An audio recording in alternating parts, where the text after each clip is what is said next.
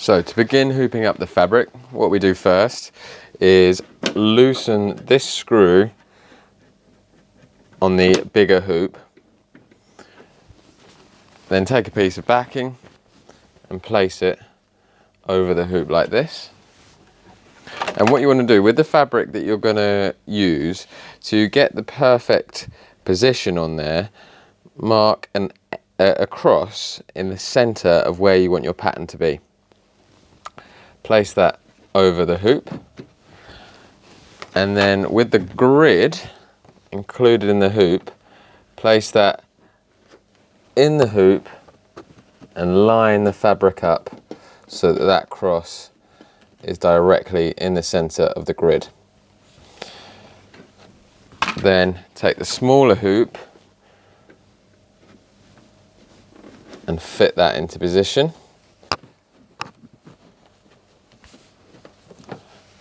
Pushing down, and just double check it is in the center and adjust if you need to. And then we can just take out any slack in the fabric by pulling on the edges towards the middle like this. And once you're happy that the fabric is well tensioned, what we do is we just do the screw up on there, just hand tight until it goes stiff, and then that's ready to connect to the machine. Now we place the hoop onto the sewing machine by lifting the foot lever up like this, sliding the hoop on, and then clicking it onto the two spokes sticking out of the arm of the machine. So now coming across to our embroidery screen here, we have some different options. So now, first of all, I'm going to select a picture pattern, and I can scroll through like this to see everything on here.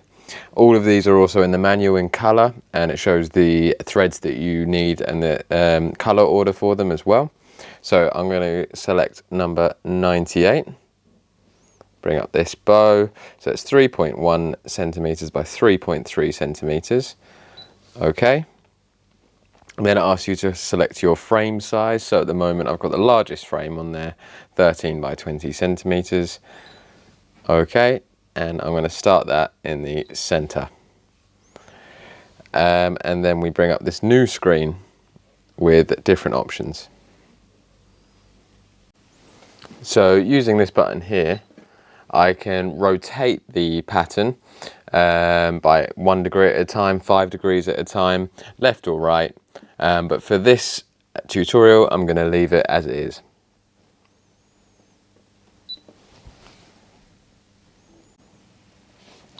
Now on this button, I can flip the pattern, mirror it left to right or up to down.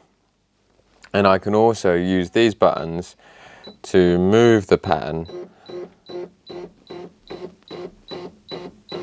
up and down.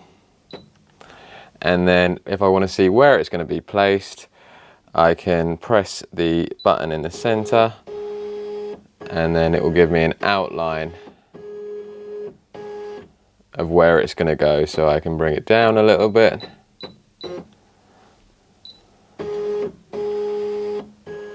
and make sure that it's going to sit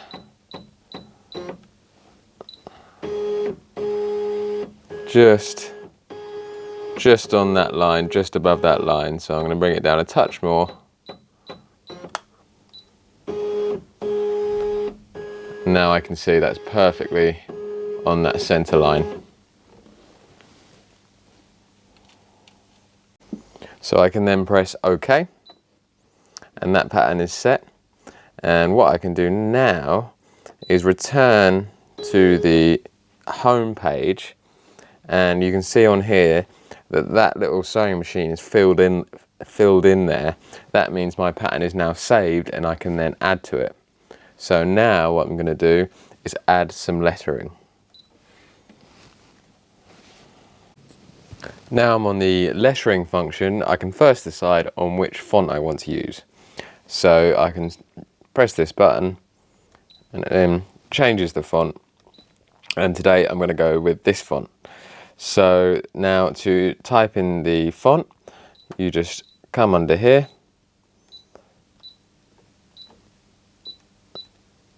and put in each letter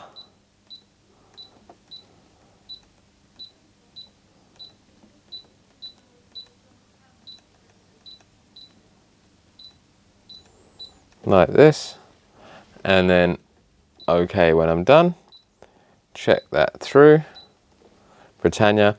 Now I can, what I can do here is, if I select colour change, what it's going to do is stop after each letter so that I can change the colour. I'm going to do everything in the same colour, so I'm going to leave that. Also, using this here, I can save that lettering into a file, which means that I can bring it back up should the machine power off.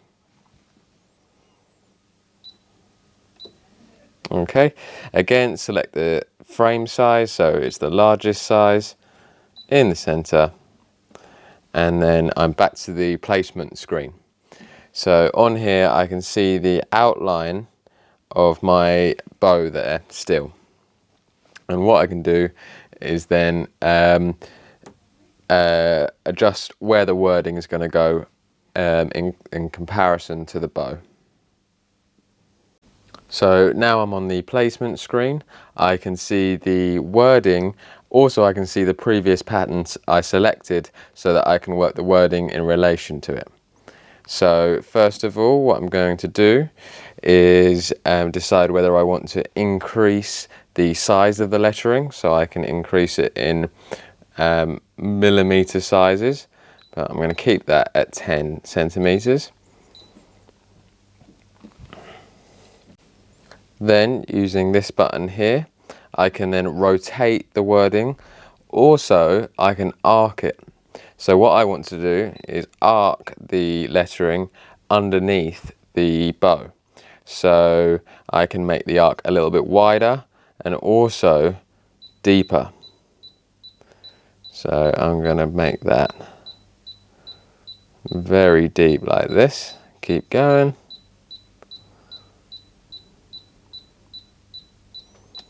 All the way up to 40 mil. I can keep going if I need to, and select OK. So now coming out of the arcing selection, I'll go into the positioning, and I've got different options. I can change the gap in between the lettering by increasing and decreasing the gap there.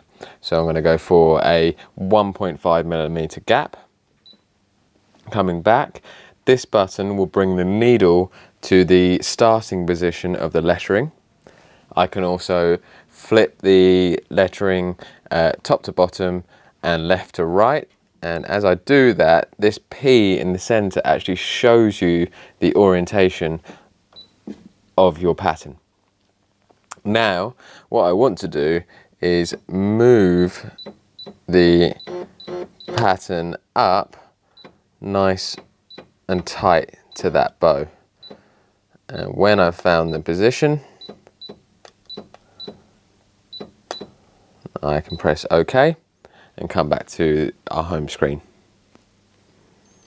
So now I've set everything, what I can do is press the magnifying glass here, see the top of the bow and the top of the lettering, scroll down to see that Britannia curving around there nicely.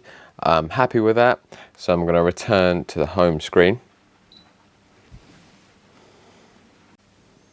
If I wasn't happy with that, obviously I can reposition the lettering from this screen, but if I wanted to reposition the previous pattern, I can press this button here, and it will now allow me to edit the previous pattern.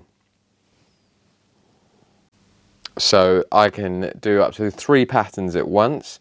So if I wanted to, I could add another pattern in, but I'm going to leave it for this one and just stitch out the bow with the Britannia arced underneath.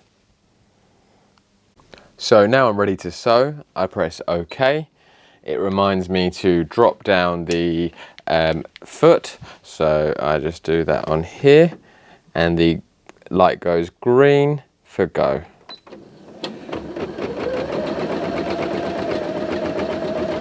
I can control the speed of the sewing on here, so I can slow it right down if I want to, or speed it right up to go on there. While that's sewing, speak you through the screen on here. So it tells me it's a total of 1,612 stitches. It's going to take a total of 5 minutes.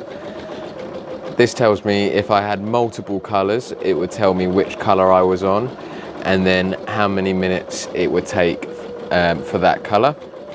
It tells me here exactly what colour I'm on, colour number 1. And now all I need to do is wait for that to complete its sewing.